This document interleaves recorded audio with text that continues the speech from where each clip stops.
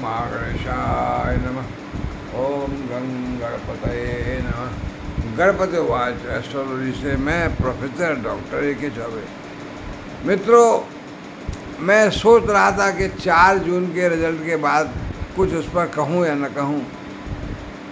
इच्छा तो मेरी बहुत हो रही थी, लेकिन फिर मैंने सोचा कि भाई अब सभी परिणाम तो लोगों को मालूम ही है, तो क्या कहा जाए उसके बारे में कमेंट। लेकिन मैंने उसके बाद भी बहुत से बड़े बड़े विद्वानों के, बड़े बड़े ज्योतिषियों के कमेंट देखे, तो मुझ पर रहा नहीं गया। देखिए, अब सब कहने लगे कि हमने ये कहा था, हमने ये कहा था, हमारी बात सच हो गई।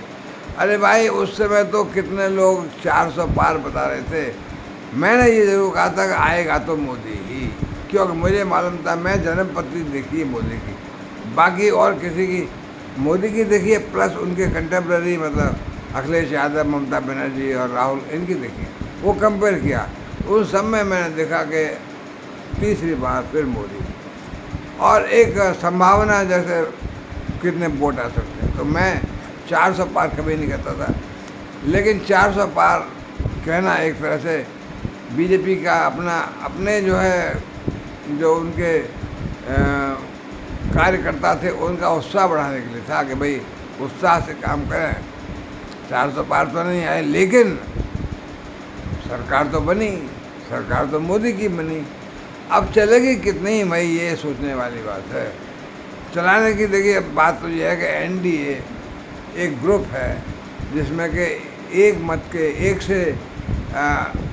एक से सिद्धांत वाले या एक सी सोच रखने वाले व्यक्ति हैं, और उसमें कौन कितना ज़्यादा महत्वाकांक्षी है, कौन किसको अपना, कि उसमें अब ये है कि किसी ग्रुप को INDIA यानी इंडी अलायंस के लोग इतने लोग को तोड़ने की कोशिश बराबर करते रहेंगे, उसको पूरा लालच दे करके कि भाई आपको हम यानी प्रधानमंत्री पद तक सौंप सकते हैं।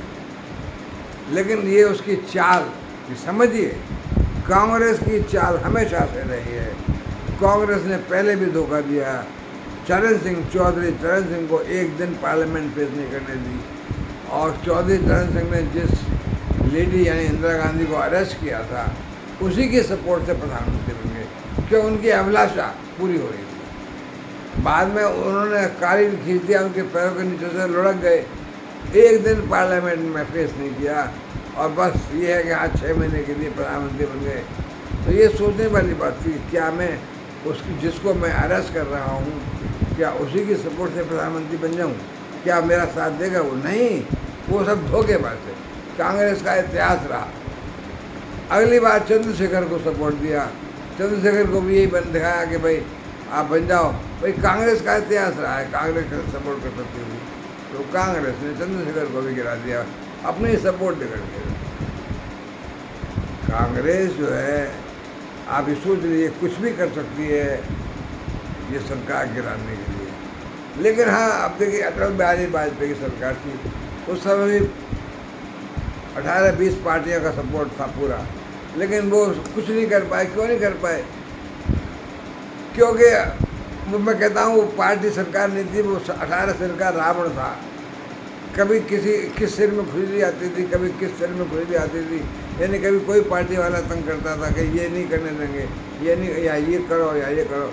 तो प्रधानमंत्री कुछ भी नहीं कर सकता जो बीजेपी चाहती है। अब बीजेपी ने चाहे अपना करने के लिए मन माफिक आपके राष्ट्र को जो है नवीनता दिलाने के लिए कोशिश की थी, आपने सपोर्ट किया था, और आई पहली एक बार में 2 बार में जो कर सकती थी किया, सनातन के हिसाब से भी किया और वैसे भी किया, किसी का बुरा नहीं किया। जो कि कांग्रेस एक खास करती है काम अपना वोट बैंक के लिए। लेकिन सवाल तो ये है कि अब जब इतना अच्छा यूपी में था, तो ये सब कैसे हो गया? क्योंकि देखिए, सवर्ण लोग, जिन लोगों ने देखिए सपोर्ट नहीं किया उस समय, वो अपना भविष्य देखिए, कंट्री का भविष्य देखिए, सोचिए। अगर आप नहीं सपोर्ट करेंगे, नहीं सरकार लाएंगे, वही सरकार लाएंगे जो कि 150-200 सीटों से ही मतलब बनती रहे, तो वो कोई काम नहीं कर पाएगी। देश के 200 साल पुराने कानूनों को बदलने की ज़रूरत है, वो नहीं बदल पाएगी, और जो नवीनता आनी चाहिए वो नहीं आ पाएगी, और जो देश एक मोदी का विजन था आगे देश को तरक्की करना, वो सब अधूरा रहेगा। क्या जो आपने जो अच्छा सुझाव किया, सबसे बड़ी बात तो ये, जब अयोध्या जैसी सीट, फैजाबाद की सीट जब हार गए, तो बाकी सीट तो कल्पना नहीं। क्यों हारे? उसकी वजह यही है कि शायद सवर्ण लोगों ने तो ये मान ही लिया था कि 400 पार तो आ ही रही है, क्या 10-5 कम भी हो जाएंगी, तो लोग ज़्यादातर गर्मी के कारण वोट देने निकले ही नहीं। और कांग्रेस ने झूठ बोल बोल करके संविधान की कॉपी दिखा करके ये संविधान बदलने वाले हैं, 400 पार का मतलब ये इसीलिए आ रहा है कि संविधान बदल करके आरक्षण खत्म कर देंगे। तो ओबीसी को, शेड्यूल कास्ट को, इन सब लोगों को ये भ्रम में डाल दिया कि मोदी जी जो हैं, बीजेपी इतनी मेजोरिटी में आ गई तो संविधान में परिवर्तन ला करके आरक्षण समाप्त कर देगी, जो कि बिल्कुल नितांत झूठ और गलत था। और सबसे खराब बात जो मुझे लगी मेरे पर्सनल तरह से, जो कि मोदी का पता नहीं भाषण वो अपना था या किसी ने बना कर देता था, जिसने भी ये लिखा था कि आपके मंगलसूत्र को छीन ले जाएंगे, वो बिल्कुल कोरी बकवास थी। वो उस तरह का भाषण एक प्रधानमंत्री के मुँह से सुनवा देता था, तो कुछ त्रुटियाँ तो थीं। अब वो जो भाषण जिसने लिखा है उसको सोचना चाहिए, क्या ऐसा संभव है कि किसी का मंगलसूत्र तक बांट दिया जाए? आपने कोशिश की कि वो सब सवर्ण लोग खास तौर से कि क्या झूठ बोल बोल के हमको बेकार आए। क्या आप भाई ये तो मान सकते हैं कि आपकी संपत्ति बहुत ज़्यादा है, तो संपत्ति का प्रॉपर बंटवारा हो। जैसे कम्युनिस्ट विचारधारा के लोग कांग्रेस में ही हैं, तो कम्युनिस्ट विचारधारा जो है कि भाई कुछ जो है लोग ज़्यादा धनी ना होते जाएं, उनका धन लेकर के बंटवारा कर लो। अब भाई इतनी जिसने मेहनत से कमाया, जो इतना बिना व्यापार के, बिना बड़े बिजनेसमैनों के, बड़े बिजनेस हर जगह हर कंट्री में होते हैं, वो इनके तरक्की कैसे होगी? आप क्या करेंगे? मतलब आपका मुल्क जो है वर्ल्ड में आगे कैसे करेगा, कैसे ग्रोथ करेगा अगर बड़ी इंडस्ट्रीज ना हो, बड़े इंडस्ट्री हाउस ना हो? तो बड़े इंडस्ट्री हाउस को क्या लूट के आप गरीबों में बांट दोगे? तो फिर कौन बिजनेस करेगा, कौन इंडस्ट्री लगाएगा, कौन क्यों करेगा, काहे के लिए? अब वो इंडस्ट्रियाँ लग रही हैं तो उनमें भी लाखों लोग सर्विस करते हैं, उनका भी तो पेट भरता है ना। तो आप उनके पेट पर लात क्यों मारते हैं? उनको धन बांट करके भाई आप जो गरीब हैं उनसे कहो ना मेहनत करें, काम करें, नौकरी करें, व्यापार करें, कुछ करें अपना, तो कमाएं। भाई वो आदमी जो आपको बैंक से लोन भी मिल सकता है गवर्नमेंट से, जो आदमी कुछ नहीं था उससे इतना बन गया, तो आप भी कुछ नहीं से ज़्यादा मिल सकते हैं। आपको ईर्ष्या क्यों होती है? कम्युनिस्ट लोगों को, धनी लोगों से ईर्ष्या क्यों होती है? क्या उन्होंने जो किया, जिस तरह से पैसा कमाया, आप भी कमा के दिखाइए। आप भी तो इंसान हैं, पढ़े लिखे हैं, समझदार हैं, आप भी एंटरप्राइजिंग हैं। तो ये जो थोड़ा सा झूठ फैलाया कि संविधान बन जाएगा, आपका रिजर्वेशन कोटा ख़त्म हो जाएगा, जो कि ऐसी सत्य बात नहीं है। कांग्रेस ने सैकड़ों बार संविधान में चेंजेस किए हैं पूरी हिस्ट्री में, तो ये जो है कुछ गलत रहा। लेकिन मैं जो कह रहा हूँ, मेरे हिसाब से मैंने जो भविष्यवाणी की थी कि आएंगे तो मोदी ही, अब तीसरी बार फिर मोदी सकता, वो बात सत्य हुई। लेकिन सबसे ख़राब बात यह रही कि एब्सोल्यूट मेजॉरिटी नहीं आई, तो सरकार के सर पर एक हमेशा तलवार लटकती रहेगी। कुछ लोग हमेशा अपने सर में घुंगी मचती रहेगी कि साहब ये करो, वरना तो हम सपोर्ट विड्रॉ कर लेते हैं। तो अब जो है इस समय प्रेजेंट सरकार कोई स्ट्रॉन्ग एक्शन नहीं ले सकती, कोई नए नियमों को लागू नहीं कर सकती, जो देश के लिए ज़रूरी था वो नहीं हो सकता है। सरकार तो चलेगी, नाम मात्र को चलेगी, जैसे कि सरकार चल रही है बस, और उनमें भी कभी भी कोई आदमी अपनी इच्छा पूरी नहीं होगी, या मनमाना चाहेंगे। जो सपोर्टिंग जो पार्टियाँ हैं वो अपने प्रांत के लिए, अपनी पार्टी के लिए मनमाना चाहेंगे, धमकाएंगे कि भाई ऐसा करो वरना हम विड्रॉ कर दें।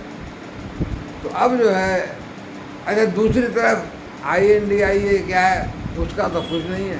उसमें तो सबसे बड़ी पार्टी 99 सीट है, लेकिन इधर बीजेपी में 240 तो है कम से कम, 240 हैं, 32 कम है 272 है, तो वहाँ तो 100 भी नहीं है।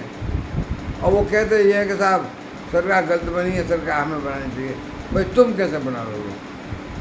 तुम बना लोगे जैसे जोड़ ताड़ के, तो तुमको भी, तुम्हारी भी तोड़ने के लिए बीजेपी के लोग प्रयत्न करेंगे।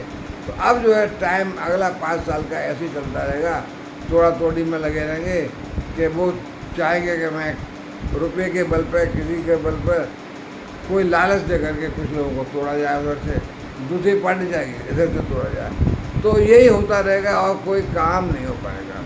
तो ये आप लोगों ने अपने पैरों कुल्हाड़ी मारी है। देश के नागरिकों ने, हिंदू, मुस्लिम, सिख, ईसाई, जो भी कहिए, दिखाने का भाईचारा है सब, लेकिन अपने पैरों पर कुल्हाड़ी मार के अपने नुकसान कर लिया अपना। देश में अब कुछ काम नहीं हो पाएगा। जैसी सरकारें पहले चली थी मनमोहन सिंह की, लूट खसोट होगी, जिसके हाथ जो पड़ेगा वो लूटेगा, जो जहाँ बैठा है मंत्री संतरी मंत्री जो कोई भी है सब, जिसको जहाँ पल्ले पड़ेगा, जहाँ लूट सकता है लूटेगा, और सरकार देखती रहेगी। ये 10 साल सरदार जी मनमोहन सिंह की सरकार चली थी, निरीह प्राणी वो देखते रहे क्या हो रहा है और कंट्री लूटता रहा। तो वही अब ये हाल रहेगा। लेकिन मैं ये बता रहा हूँ कि ये सरकार अपना पूरा टर्म नहीं कर सकती है। पूरा टर्म से पहले या तो ये डिज़ोल्व कर दें पार्लियामेंट को, या मोदी जी, मैं जहाँ तक समझता हूँ 2006 में तक ये सरकार जानी है। तो अब तो जो है पता नहीं क्या हो रहा है, लोगों को, सवर्ण लोगों को क्या हो गया। अपनी भागीदारी देश में, यानी सब लोगों ने ये तय कर लिया कि हम तो वोट देंगे। अरे कहाँ दोगे वोट? फिर किसको दोगे? लुटेरों को, जो आपस में मतलब लूट कर, देखिए कुछ से करोड़पति बन गए। हर नेता कुछ नहीं था, बहुत गरीब, अपने उनका देखिए 20 साल पहले क्या थे, और वो क्या कर किया। आपने बन जाए करोड़पति, नहीं बन सकते। लेकिन नेता तो ऐसा है नहीं जो कि मतलब 90% नेता करोड़पति है। भैया कैसे था? तो गरीब आदमी तो पॉलिटिक्स जा ही नहीं सकता। गरीब आदमी तो केवल भारत माता की जय, भारत माता की जय बुलवाते रहो, भारत माता की जय, तरक्की क्या होगी? तो अपने पैरों कुल्हाड़ी अपने मारी। बहरहाल ये सरकार जो है अपना टर्म, जहाँ तक मैं समझता हूँ, पूरा नहीं करेगी, और मेरे हिसाब से 2026 के एंड तक मोदी सरकार नहीं रहेगी। मोदी जी नहीं रहेंगे ये 2026 के एंड तक। तो मित्रों, ये मैं सोचा था लाहौर में कुछ, सब लोग कुछ अपनी तारीफ कर रहे हैं। देखिए कितने लोग, मैं तो हैरान हूँ। आप YouTube पे देखिए कितने बड़े महान पुरुष, महान चैनल जो कहते थे कि प्रियंका गांधी प्रधानमंत्री बनेगी, राहुल गांधी बनेंगे, कोई कुछ कहता था, मोदी तो आएगा ही नहीं। बल्कि किसी चैनल ने कहा था कि बीजेपी के सरकार के 10 मंत्री जेल जाने वाले हैं। तो उनको ये लगा था कि कांग्रेस से आ जाएगी तो ED, CD, CBI भी है, जो भी हैं, उनके हाथ में होगा, और हम पकड़ के इन मंत्रियों को जेल में डलवा देंगे ज़बरदस्ती। तो ये मैंने कितने चैनलों पर देखा है जो कि बिल्कुल बकवास, झूठ बोल के कितने जोशी। एक तो जोशी कहता है मैं हनुमान जी का भक्त हूँ, हनुमान जी दर्शन देते हैं, हनुमान जी मुझसे कहलाते हैं सब कुछ, और न मालूम कितनी बुराई की थी उसने। इतने मैंने, आप देखिए, नाम किसी का नहीं लूँगा मैं, इतने YouTube पे आप देखिए जोशियों के पड़े हुए जो कि बहुत गाली देते थे सरकार को, लेकिन उतना गाली से भी कोई असर नहीं। बस प्रधानमंत्री तो मोदी बने ना, तीसरी बार भी रिकॉर्ड हो गया। नेहरू जी बने 3 बार, उस तरह से मोदी जी बन गए 3 बार, 2 बार तो पक्का बने। तो और कितने लोग जो फौर बोलते थे, जो लोग फौर बोलते थे कि 422 पक्का 422, बड़े बड़े विद्वान पंडित, मैं नाम नहीं लूँगा उनका भी, आप खुद देख सकते हैं YouTube पर जा के, इतने बड़े बड़े जोशी हैं, वो इतनी तारीफ। कुछ ने तो 4-5 साल पहले कह दिया था कि 2024 में 400 पार।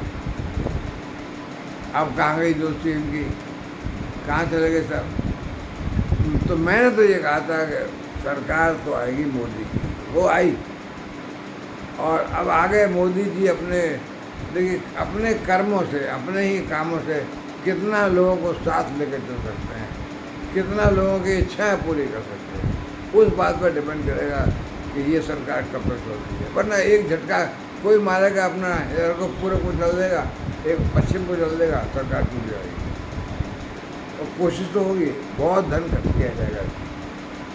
देखिए, ये हिंदुस्तान का भाग्य है कि टूटी फूटी लंगड़ी सरकार, आपका भाग्य, हमारा भाग्य हमने क्यों दिया? फिर अब आप सोचिएगा कि क्या ये सरकार हमने अपने काम, अच्छे काम के लिए दी है या अपने बुरे के लिए दी है? तो लंगड़ी सरकार, टूटी फूटी सरकार जिसकी एब्सोल्यूट मेजॉरिटी न हो, वो कुछ भी नहीं कर सकती है। वो आपका दुर्भाग्य, मैं तो आपको दुर्भाग्य कहूँगा, हिंदुस्तानियों का दुर्भाग्य है जो कि लंगड़ी सरकार, टूटी फूटी सरकार आई, वो आप लोगों के कर्मों से। मित्रों, अब मैं विदा लूँगा। देखिए,